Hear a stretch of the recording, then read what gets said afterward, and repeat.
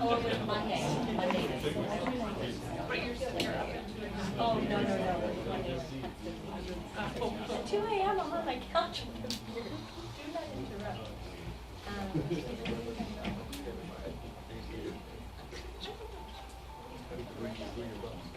There's a lot of cool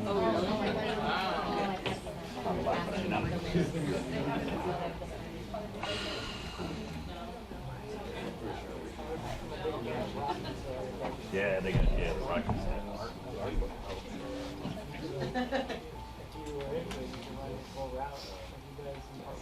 Oh, yeah. I remember watching that. Me and my brother pretended to box until like 3 in the morning. I think I was 12. Watched them put bathrobes on and everything. But like a movie like that and then Star Wars, like change your whole life. Okay, it's Jeff. Okay, thank you.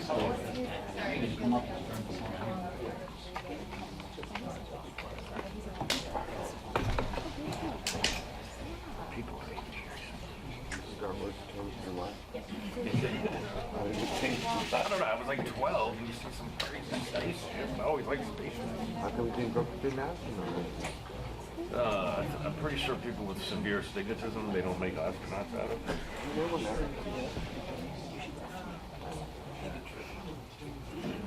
You can't even be a pilot. An airport, well, you can't be an army. Military.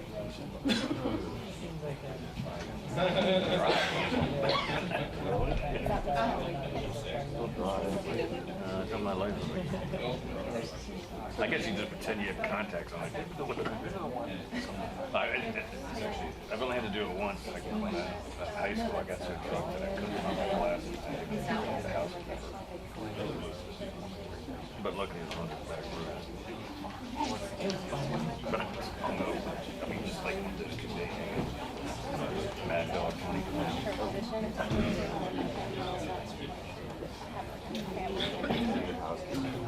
I had to go pick my housekeeper up. And I'm hungover, bright. That's really bright. I'm just trying to think of what's going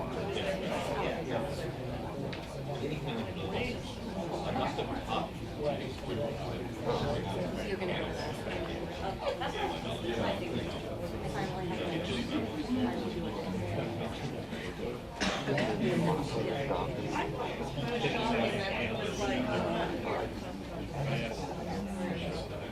No, what do you think? That's a photo of it.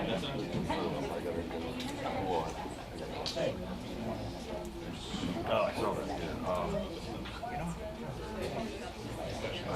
If I have it, it's been a long time. Should be well, it's on the light like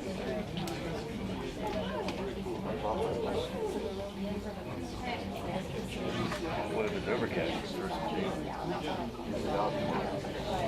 About me. I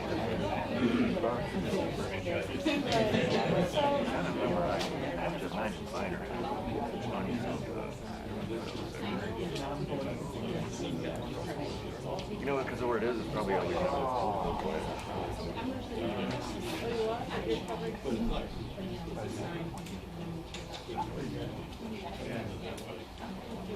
Well, you gotta know how to order too. They get this with, without. You gotta say with, without. You better Google it because they get nasty. They'll throw you out of line and go nasty. There's Dino's and Pat. I've never been to Dino. No, there's a choice. There's a, I think it's a Jim. Which one is like really the one that's actually good, not just good? It's like Jim's.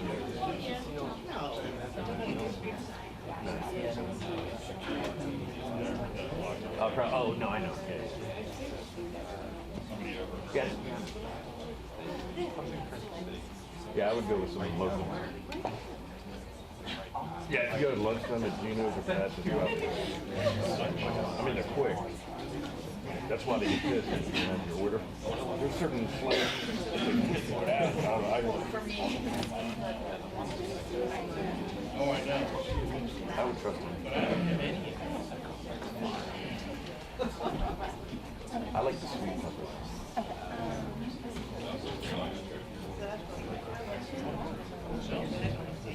That's what it's like.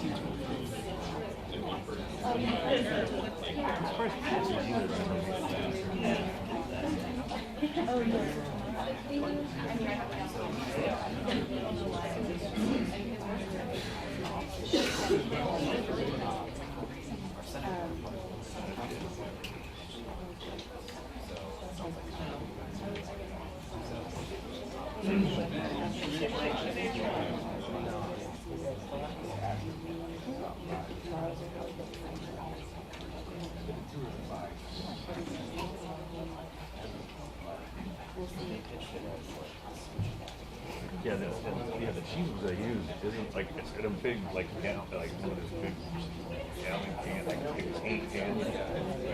Then they take a spoon.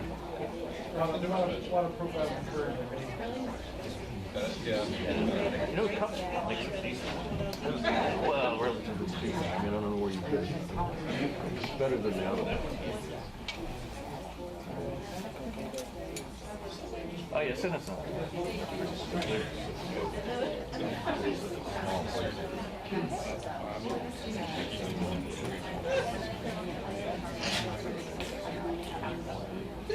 I'm driving back. I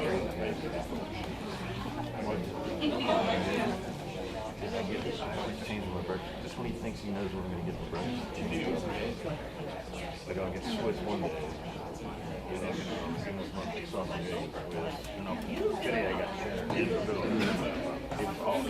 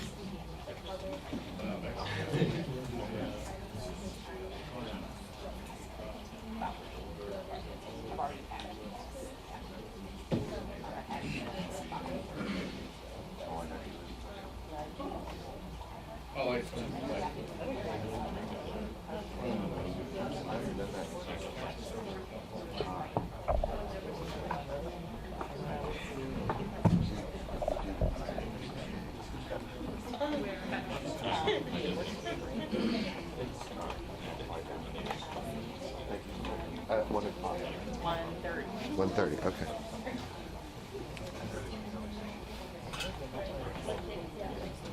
I just put the cinema, yeah, there's a, if you're not in the harbor, you're fine. And then there's the other place where they call it block, where all the show bars are. That's a Baltimore term for surf.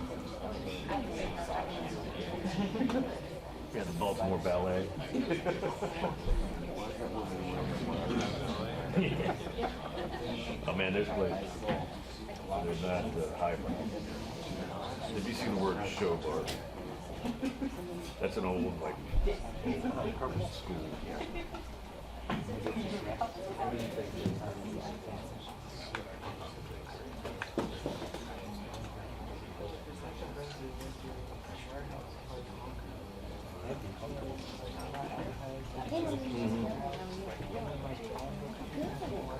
Like raves or really?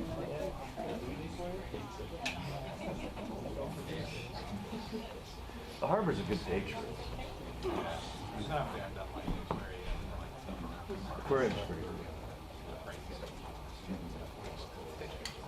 No, yeah, it's not cheap. That's if you get the dog. It's extra, I think. Okay, perfect. Okay, thank you so much. What about Baltimore? Yeah, but the best, they have the best crab cakes in the world. Yeah. There's a place, there's several places. The one I go to, G&M, near the airport, near GSP, downtown. It's right off of 695. It's called the Neck Grabber. They just print. GM is the best for as much as you get. Like for $25, you can grab this big pile.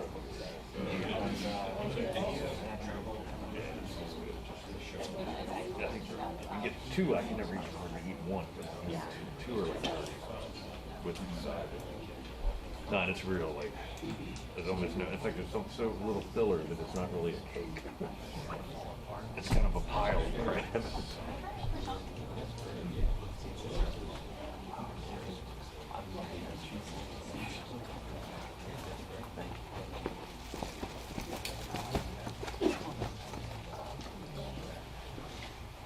What's the place in Annapolis? Just outside of Annapolis. I've never walked in. I have to carry a mark. Yeah, this one's right on the water, like right on. I forget which river.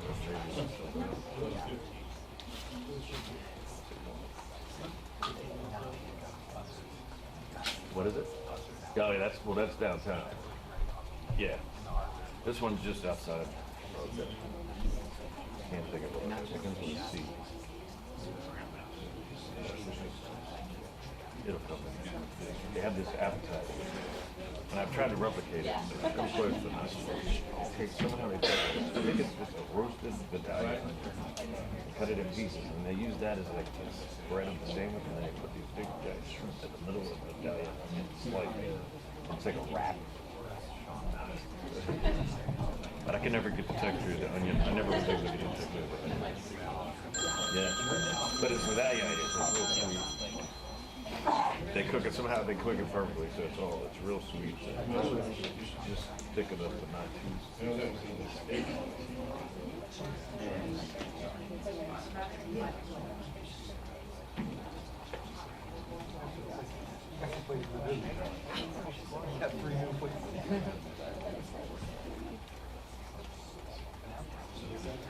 Yeah, Annapolis and Baltimore is a big. Baltimore is 45 minutes on the weekend. Same. Annapolis is about the same. Everybody always thinks they're close together, but they're about as far. They're far from each other as DC is. That's right. And this is. Yeah.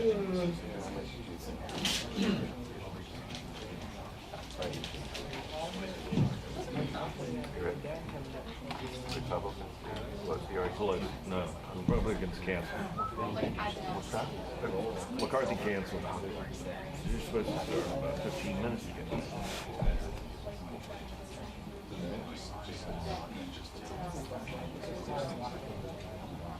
Retired, you're over it.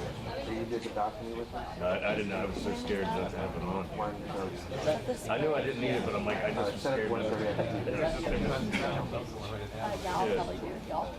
take you down again. Are you Yeah. moving up there? At 1:30. 1:30? Easy. Wait, so that's from like that weird hall outside the speaker's lobby, right? Yeah.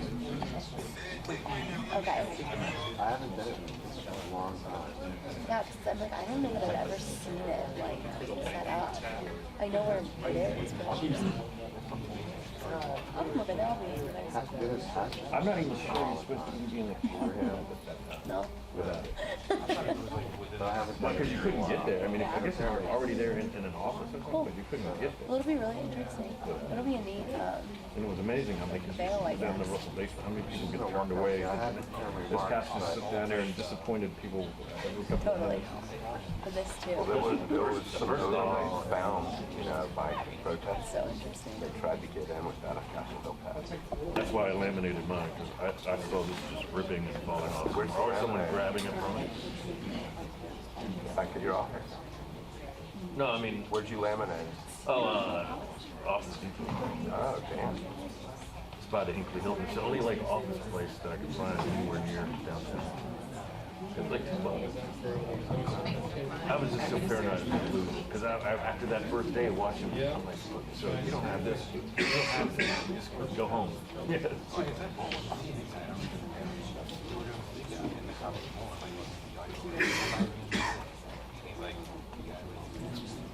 Well, you weren't allowed to be behind those ropes there.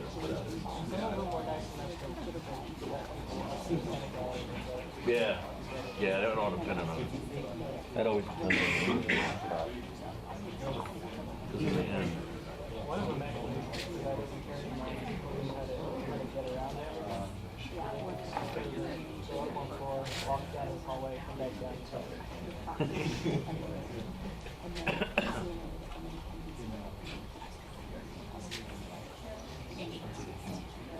She knows already.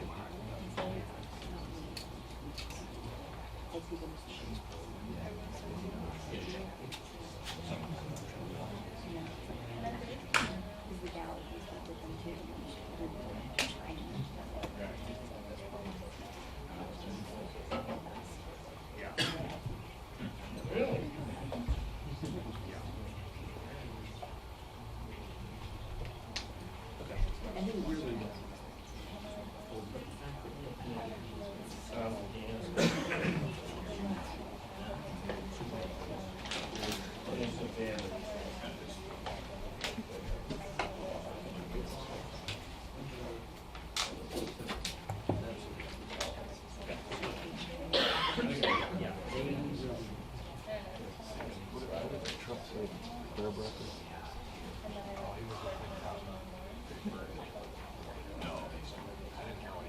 He said something about blues,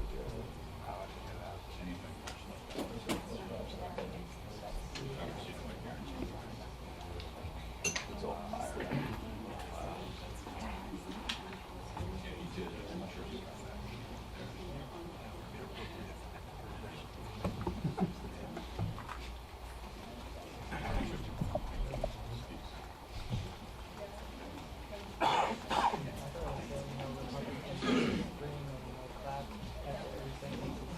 I know.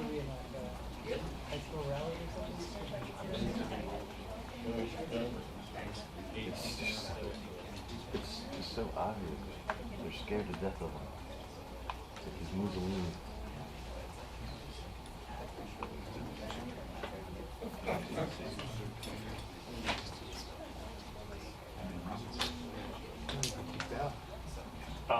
Yeah, Donald Trump Jr. is a kicker. Have you read the Constitution? You're kind of allowed to vote the way you want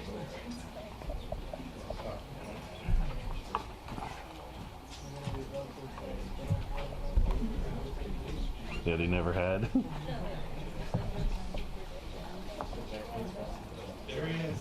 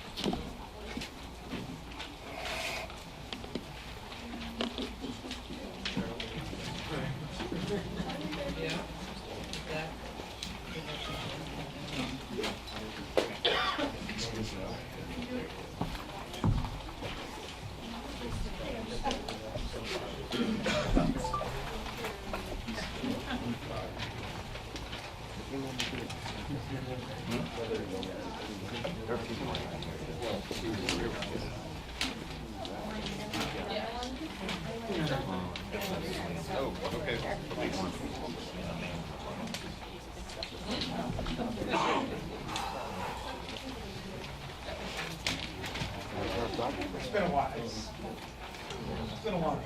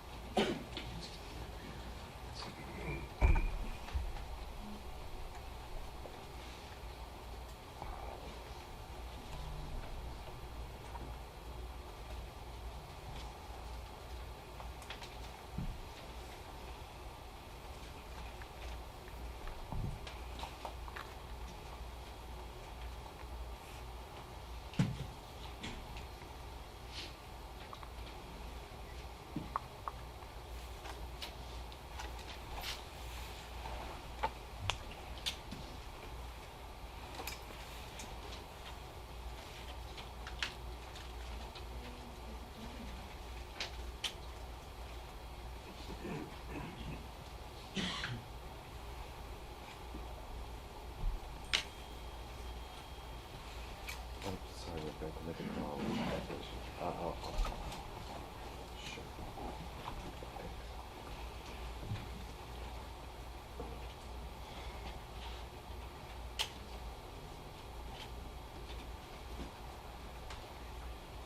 Hey, transmission. It's Steve at the Senate at the House Gallery. I just want to make sure that you know that my podium mic is on channel 1. What's up, folks? Okay. And then, I don't know exactly what the codes are. Okay, all right. Okay, stand by.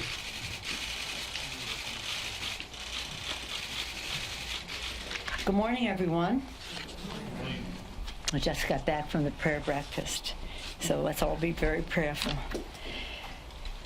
As you know, this week we had the State of the Union as required by the Constitution of the United States. The President is to submit in writing or in person his statement of the State of the Union. What happened instead was the President using the Congress of the United States as a backdrop for a reality show, presenting a state of mind that had no contact with reality whatsoever. It was quite appalling to hear the President say to the 150 at least million families in America that are faced with pre-existing medical conditions, a benefit that is afforded to them in the Affordable Care Act, that he was protecting that benefit, when in fact he has done everything to dismantle it. In fact, we are fighting him in the courts right now to preserve that benefit. That misrepresentation was appalling and so clearly untrue. And next he talked about another issue of concern to America's working families, the issue of the cost of prescription drugs. As I've said to you before, I've seen grown men cry across the country when it comes to the fact that they cannot afford the prescription drugs and meet their other obligations to their families. And we had talked about negotiating for lower prices. That's the only way you're going to get lower prices. During the campaign, the President said he was going to negotiate like crazy. I think like crazy means maybe not at all. I've said that to you before, because the President's statements have sent pharma stocks soaring. And for him to represent that he was working on that. We had been working on it. We were hopeful to get something done. I guess pharma must have stepped in. And then he talked about saving Medicare and Social Security, when in fact, in his budget, the 2020 budget that he submitted, $2 trillion worth decreased in Medicare and Medicaid combined, including to, in terms of Social Security, reduce the disability benefit in Social Security. So these, one after another, right to the kitchen table of America's working families to serve up these falsehoods. What appalling also was when he was trying to discredit the triumph of the Obama administration on the economy. And I've given you a paper on this put out by the Joint Economic Committee under leadership of Don Beyer, our House Vice Chair, on that. And it talks about all the things, job creation and the rest. But to succinctly put it, when President Obama came into office, the unemployment rate was 10%. When he left, it was 5%. So President Trump did not inherit a mess. He inherited a momentum of job creation. When President Obama came into office, the stock market was at 6,000. When he left, it was at 18,000. Again, momentum that the administration was able to build on, not a mess. During the 8 years of President Obama's presidency, he reduced the deficit by $1 trillion. Instead, this administration is increasing $1 trillion. And of course, with their tax scam for 83% of the benefits going to the top 1%, they increased the national debt by $2 trillion. And therefore, they tried to supposed to pay for itself, but instead they went to Medicare and Medicaid to try to pay for that. But we're not doing that. And then during the 8 years of when President Bush was president, the job growth was slow. Under President Obama, we gained more than 14 million private sector jobs. And during his presidency, more than, and that is far more prorated in terms of years than what this president has created. A momentum, a path of $14 million is not a mess, Mr. President. And then during his presidency, we rescued the auto industry and all that brought back to the economy. And during the administration, more than 20 million people were afforded quality, affordable health care, but more. In addition to that, 150 million families with pre-existing conditions got a new benefit that enabled them to have access to health care, as well as other benefits of no lifetime limit, no annual limit. Child is up until 26 years old can stay on your benefit. Being a woman, no longer a pre-existing condition. So when he talks about, oh, I'm going to make health care, the fact is he did not inherit a mess. He inherited a momentum of growth in our economy. And many more statistics are in what I hope you will read, because it was appalling to hear him try to take credit for something that and call what President Obama did a mess that he inherited, when in fact it was a great advantage to the country that President Obama's policies took us to that very positive place of growth and of job creation and deficit reduction. And I talk to my members and they have ideas. I always say, what does your idea do for growth, for creation of good-paying jobs, and reducing the deficit? Let's see how it meets those standards. What the president has done is not that. And so for him to make it as if he did all this stuff and all the rest, he still hasn't even matched President Obama's growth in the stock market, if you call that a real measure of success. And in some respects, it's a good indicator, but it's not an indicator of what is happening at the kitchen tables of America's working families, where they're concerned about the fact that many of them have not received a raise in a very long time, that 40% of them could not find $500 for an emergency. President goes on and saying, oh, we took many more, because of all my growth, many more people are not on food stamps. No, you kicked them off. And I mean, people are not taking advantage of this. No, you kicked them off. And that just isn't a fair thing to do in our economy. So it was, in my view, a manifesto of mistruths, of falsehoods, blatantly, really dangerous to the well-being of the American people if they believed what he said. So again, we do not want the chamber of the House of Representatives to be used as a backdrop for one of his reality shows with unreality in his presentation. And by the way, a serious breach to start shouting 4 more years on the floor of the House. Totally inappropriate. We're very excited about how we're going forward to honor our promises to the American people. For the people, we're going to lower the cost of health care by lowering the cost of prescription drugs. And we're on our path with H.R. 3. You saw people holding up the 3, H.R. 3. Maybe just 3 benefits from it people should know. That it will lower the cost of prescription drugs for them. It will also increase benefits in Medicare, dental, hearing, and vision, and the expansion of Medicare, which is the biggest expansion since its inception. That benefit will apply to not only Medicare, the reduction in costs will not only apply to Medicare, but to all of the insurance plans for prescription drugs. We're very excited about H.R. 3. Lower health care costs by lowering the cost of prescription drugs and protecting the pre-existing medical condition benefit. Secondly, bigger paychecks, building the infrastructure of America in a green, resilient way. We thought we were in a good place on both of those scores with the president because we had negotiated with the White House on H.R. 3 until the president decided to go with pharma instead of with the American people. We thought we were in a good path in negotiating with the administration on what the infrastructure bill would contain. Last night he talked about rural broadband. He didn't even know what that was when we were first talking about it. So it's just roads and stuff. No, roads, bridges, water, broadband, and the rest. And so bigger paychecks by doing, he talked about some mini plan. He sent over a $200 billion plan, which he then said is a bad plan. It is. It's too small, but too much burden on the localities.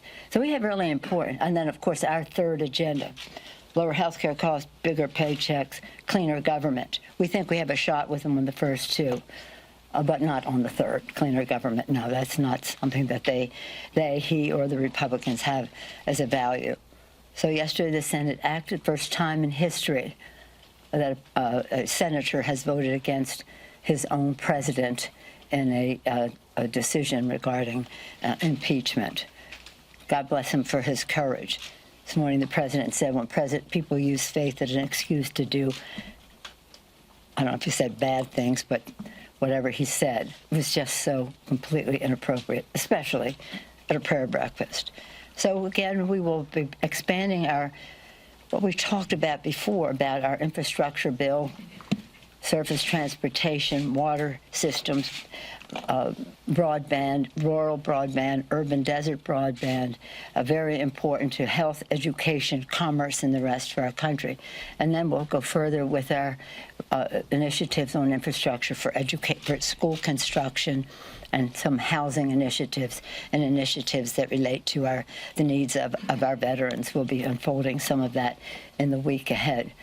So we continue to do our work. 275 or more bipartisan bills on Mitch McConnell's desk. The Grim Reaper has not taken any of them up. If he had one, I wish he would do, I have my bullet here, I wish he would do background check legislation, which would save lives. So it is an interesting time as we go forward. We'll also be taking up in the next week the ERA, the legislation related to the ERA, and there's a great deal of excitement across the country. You see what happened in Virginia, and we're hoping to move the date to include that new state in that number to promote women, especially in this year when we observe the 100th anniversary of women having the right to vote. I know what you're going to say, Chad. What happened to the 49ers? I'll ask that at the end. Yeah, but just when you're thinking of it, think about your own team, okay? Well, we're going to get the first round draft. Well, there's always that. There's always that. Any questions? Yes, ma'am. You just mentioned things like prescription drugs and infrastructure. Yes. What do you think is the likelihood of being able to work with President Trump on these things, given what at least appears to be a strained relationship between them? Well, we've had a strained relationship for a while, and we were able to keep government open and push back on his threats to shut down government if we didn't do this and we didn't do that, and that's right. And I was very proud of the work in a bipartisan way of our appropriators. Left to their own devices, you've heard me say, they can really work things out, and we did, and we pushed back on any threats of shutdown. So we worked together on that. We worked together on the U.S.-Mexico-Canada agreement. He bragged about delivering it. I don't know if he even knows what's in it because it's so far different of whatever he sent us to begin with. But it does have what I've said to you many times. It does have a framework of enforcement for the protection of our workers, protection of our environment, and getting rid of his gift to pharma. Imagine he had a gift to pharma in that trade agreement. Well, we kicked that out. Just another example of his beholdenness to the pharmaceutical industry. So we got two major things accomplished. These are things the president said he wanted to do: reduce the cost of prescription drugs and build the infrastructure during the campaign. Especially infrastructure. I hardly ever had a conversation with him when he wasn't talking about infrastructure. I think he really wants that. I think he knows our country needs that, and I hope that we were almost there, and until it was time to pay for it, and then he was like out the door. So you don't think anything's changed because of the impeachment? You think still be able. Well, that would be up to him. It certainly hasn't changed in terms of us. As people said to me, why would you give him a victory on the trade agreement? I said, it's not a victory for him not to do that for the benefit it provides for our farmers, our manufacturers, our workers in our country, our hemisphere. I think would be wrong. I mean, he just wasn't that important that we would walk away from what they were conceding to us. But they were conceding to us in that legislation. If we didn't get what we want, we couldn't go that path. But we did. Now, did we get everything? No, it was a negotiation. But it's a path to much better trade agreements, and I'm pleased we did it. Madam Speaker. Yes, Jan. Thank you. Good morning. The White House Communications Director has indicated that the President, maybe others of the administration, may want to have some payback for what the impeachment and what the Senate did here. When you hear that sort of language, and as we speak, the U.S. Capitol Police are investigating a suspicious substance in the office of Congressman Schiff.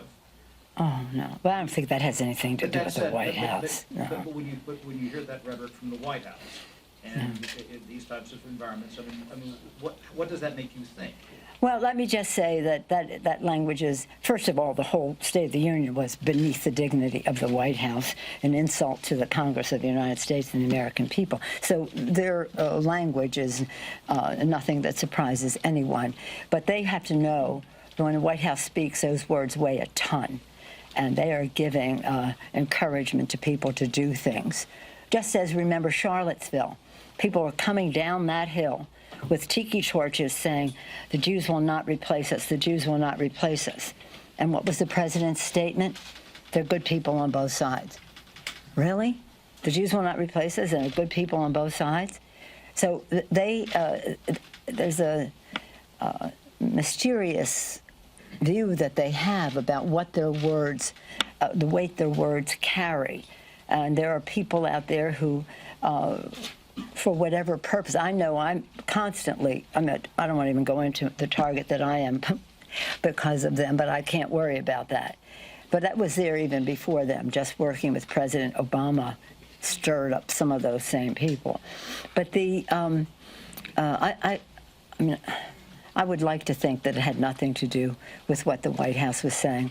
But I do think they should rein in their comments. Because what they're saying is they're going to be payback to us for upholding the Constitution of the United States, for honoring the vision of our founders, for a democracy, a republic, if we can keep it, for something our men and women in uniform fight to protect, our freedom, our Constitution, and the aspirations of our children that depend on living in a democracy that is unquestioned in terms of that, where we have freedom of the press to be guardians of that democracy. So, I'm not very fond of commenting on anything they say, but if it's threatening, it's wrong. Several members of the various House investigative committees have indicated that they would like to subpoena John Bolton. What's your position on that, and when should it happen? I want to first salute our managers. I think they did a magnificent job in presenting the case for our founders, for our Constitution, for our country. We could not have been better served. Each and every one of them did a magnificent job, and Adam Schiff's leadership was a blessing to our country. I'm proud of the work that the Senate did in terms of their response to all of this and their unanimous vote on the House Democrats in support of our Constitution. We are now, the Senate has spoken in terms of any punishment to the president. He's impeached forever, no matter what he says or whatever headlines he wants to carry around. You're impeached forever. You're never getting rid of that scar. And history will always record that you were impeached for undermining the security of our country, jeopardizing the integrity of our elections, and violating the Constitution of the United States. Our purpose in all of this, in addition to holding him accountable so he stops doing what he's doing and no future president thinks that she or he could have liberty to take us away from a republic, if you can keep it, to a Second Amendment enables me to do whatever I want. No, that's not what our Constitution is about. So we will continue to do our oversight to protect and defend the Constitution, which is 3 co-equal branches of government, each a check and balance on the other. And we have some cases in court now, McCann and taxes and that, and that will take time. We didn't need to have that come to a fruition because we had a strong enough case to impeach and remove. But those cases still exist. If there are others that we see as an opportunity, we'll make a judgment at that time. But we have no plans right now. Speaker Pelosi, Yes, ma'am. could you describe what you were thinking this morning as the president said that impeachment was a terrible ordeal put through by corrupt, dishonest people, by which he meant you and other Democrats, and also his suggestion that you don't actually pray for him? I don't know if the president understands about prayer or people who do pray, but we do pray for the United States of America. I pray for him. I pray for President Bush, still President Obama, because it's a heavy responsibility. And I pray hard for him because he's so off the track of our Constitution, our values, our country, the air our children breathe, the water they drink, and the rest. He really needs our prayers. So he can say whatever he wants. He can say whatever he wants, but I do pray for him, and I do so sincerely and without anguish. I gently, this way I pray for everybody else. I thought what he said about Senator Romney was particularly without class. What did he say? There's some people who use faith as an excuse to do the wrong things. You remember what he said about Romney? You got that there? It's so inappropriate at a prayer breakfast. You want to go to the prayer breakfast, prayer in the school, vouchers, women's right to choose, all those things that's a ripe audience for. God bless you. It's a prayer breakfast, and that's something about faith. It may not be something I agree with, but it's appropriate. But to go into the stock market and raising up his acquittal thing and mischaracterizing other people's motivation, he's talking about things that he knows little about, faith and prayer. Speaker Pelosi, Yes, ma'am. You often counsel your members to be dignified in their response Yes. to the president, take the high ground. Did you step on that message by tearing up? No, I did not. No, I did not. I tore up a manifesto of mistruths.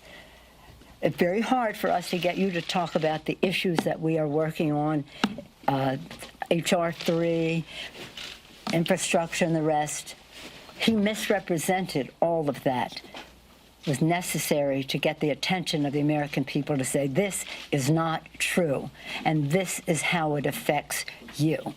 And I don't need any lessons from anybody, especially the President of the United States, about dignity.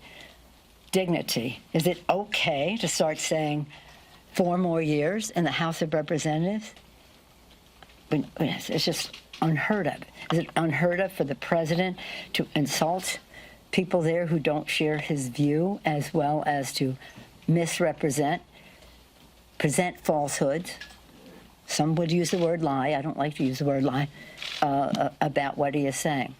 So, no, I think it was completely, entirely appropriate. And considering some of the other exuberances within me, the courteous thing to do. Yes, sir. Does it give you pause? I know you'd like another president, but to invite him back for a State of the Union, given what you're describing as... Well, next year we will have a new president of the United States. That is an absolute imperative for our country, for our Constitution, for the land that we love from sea to shining sea, which he degrades almost every day, but several times a week, for who we are as a people, a nation of immigrants, unless you're blessed to be born a Native American, a nation of whom he denigrates, and for our values, which he just is disloyal to the Constitution, degrades the environment, denigrates who we are as a people, and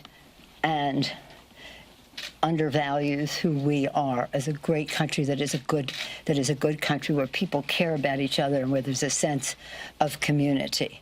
It's appalling, the things that he says, and then you say to me, tearing up his falsehoods, isn't that the wrong message? No, it isn't. It's just I have tried to be gracious with him. I'm always dignified. I thought that was a very dignified act compared to my exuberances, as I said. But we will not allow any president to use that capital that chamber of the House of Representatives, of the People's House, as a backdrop for him. Now, all presidents have guests, constant guests. That was not a State of the Union. That was his state of mind.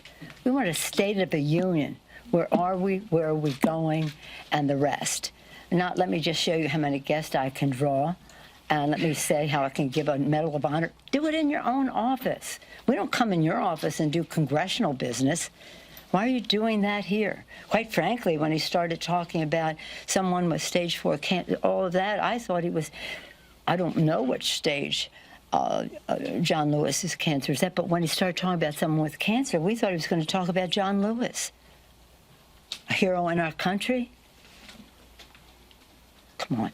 So in any event, I feel very liberated. I feel very liberated. I feel that I've extended every possible courtesy. I've shown every level of respect. I say to my members all the time, there's no such thing as an eternal animosity. There are eternal friendships, but you never know on what cause you may come together with somebody who may be perceived as your foe right now. Everybody is a possible ally in whatever comes next. E pluribus unum, from any one. They didn't know how many we'd be or how different we'd be, but they wanted us always to remember that we were one. And they, our founders, had their differences, as do we. So again, I extended the hand of friendship to him, to welcome him as the President of the United States, to the People's House. It was also an act of kindness because he looked to me like he was a little sedated. He looked that way last year, too. So, but he didn't want to shake hands. That was that. That meant nothing to me. It had nothing to do with my tearing up. That came much later. And, you know, a speed reader, I just went right through that thing. So I knew what was coming when I saw the compilation of falsehoods. But then when I heard like the first quarter or third, then I started to think there has to be something that clearly indicates to the American people that this is not the truth. And he has shredded the truth in his speech. He's shredding the Constitution in his conduct. I shredded his state of his mind address. Thank you all very much. Thank you. Thank you. Can you talk about the investigations going forward? You were thinking about Rush Limbaugh being in the chamber?